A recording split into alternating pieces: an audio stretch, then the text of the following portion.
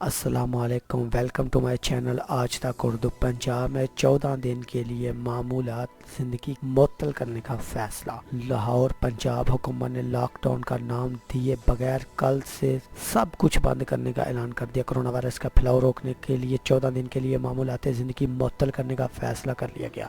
वज़ीर आला उस्मान बुज़दार ने मीडिया से गुफ्तगू करते हुए कहा कि 24 मार्च से 6 अप्रैल तक 14 दिन के लिए सूबे के बाज़ार, शॉपिंग मॉल, पब्लिक ट्रांसपोर्ट, सियाहती मकामात बंद रहेंगे। पाक फ़ौज और पंजाब के सिविल इंतज़ामिया आवाम के खिदमात के लिए सरगर्म अमल हैं। डबल सवारी पर पाबंदी रहेगी, तमाम फैमिली इससे मुस्तस्ना रहेगी। उस्मान वज़ार का कहना था कि ज़रूरी सर्विसेज फराहम करने वाले अदारे, वासाइदी और वेलफेयर अदारे खुले रहेंगे। Doctors, nurses, para medical staff को सलाम पेश करते हैं कि किसी किस्म की मुश्किलात नहीं आएंगी।